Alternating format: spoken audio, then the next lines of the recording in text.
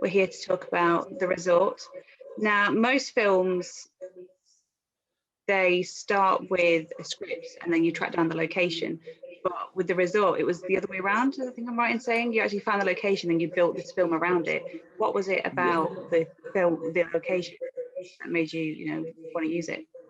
Yeah, 100%. You're absolutely correct. I mean, the resort, when I first saw it, I said, this looks like the perfect setting for a very scary horror movie. And so yeah, it all started with the resort and the location. And so we got to explore through it. And as we were exploring through it, we were talking to some of the locals and the people that used to work there at the hotel when it was working. And they would tell us, like, so-and-so happened here. The chef would see like an apparition or a man walking late at night to the ballroom, all sorts of weird things. And I was like, come on, really? And they're like, nope, these are real stories. And I'm like, okay, well, this is interesting. And so a lot of these stories that we were hearing from the locals were like, this is like too good to, like, we have to make a movie here, especially because they're tearing this resort down in like 3 or 4 months.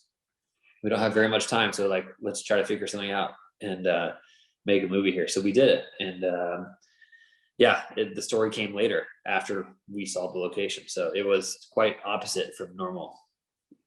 I mean, there's sort of a strange resonance, given everything that's happened in the last year, thinking that, a lot of hotels and resorts would have been as empty as the one in the film.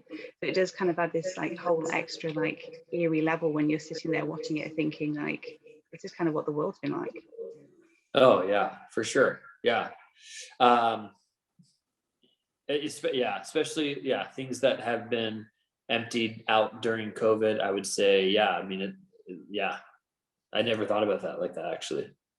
And I mean, the sort of story that it is, you sort of see sometimes, and it's told within like the found footage arena, but you kind of shift tact here and do it in a slightly different way. Was it ever a consideration to do found footage, or did you always know that you wanted to tell it in this different way?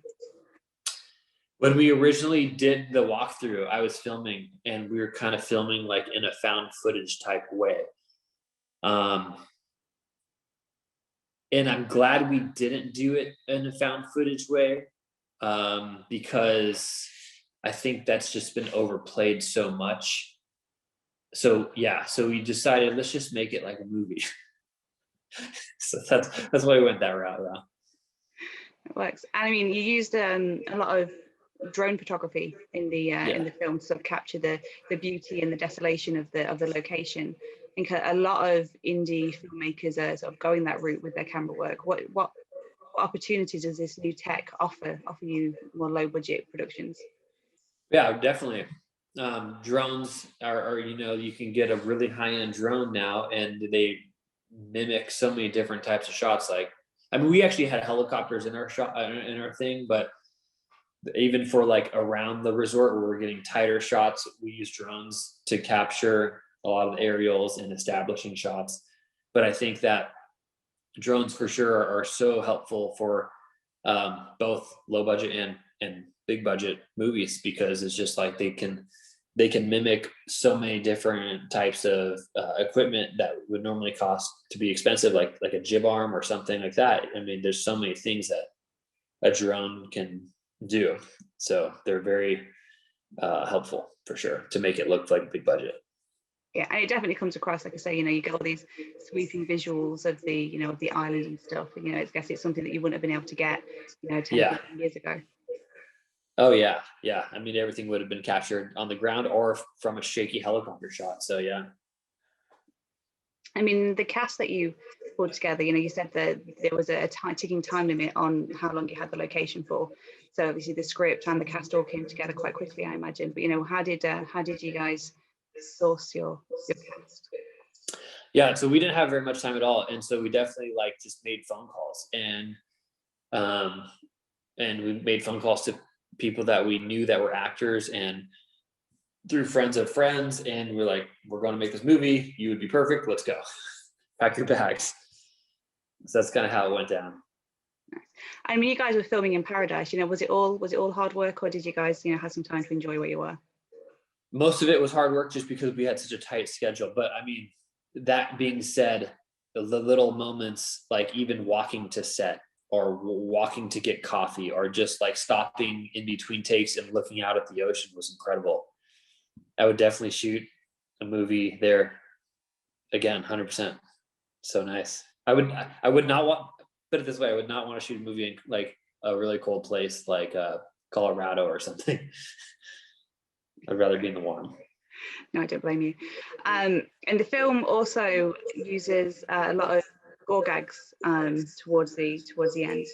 Yeah. Were they? I think they were mainly practical. Is that right?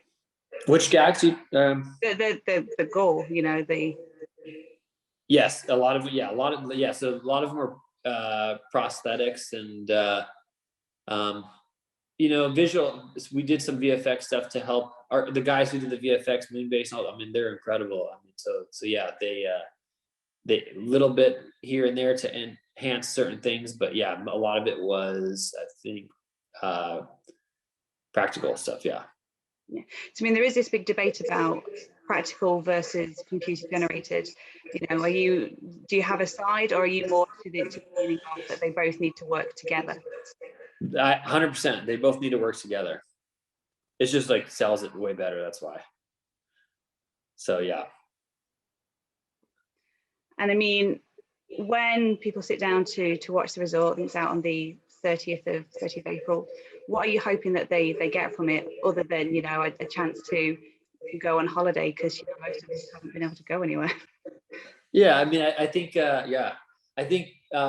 don't take it too seriously. If you're looking for just a good, fun little horror movie, watch it. You'll enjoy it, and have a good time with it. You know, it's just we had a lot of fun making it, and so hopefully that comes across when people watch it and they enjoy it and have a great time as well. So yeah. And have you had a chance to sort of see what you might want to be working on next? You know, we've all had this time on our hands. Have you put it to good use? Yes, not a horror movie, not a scary movie, because that's a lot of sleepless nights writing it and stuff. So definitely not that, but probably like a fun, adventurous action type comedy movie. Yeah. So we'll see. Set somewhere sunny. What's that? Set somewhere sunny. Set somewhere, yeah, like Miami or something, I think. So nice. Well, thank you so much for taking the time to chat with me. Best of luck with the film. Thank you so much, Kat. It was great talking to you as well. Yeah. Yeah, like I say, it was nice to go on holiday with the film for a little while, you know. Wait, what's that? I think it was just nice to go on holiday with a film for a little while, you know. Say I've seen my road and that's it. So, you know, to suddenly be, you know, confronted with all this. Yeah, was we really shot nice. it. Yeah, perfect timing, I guess. So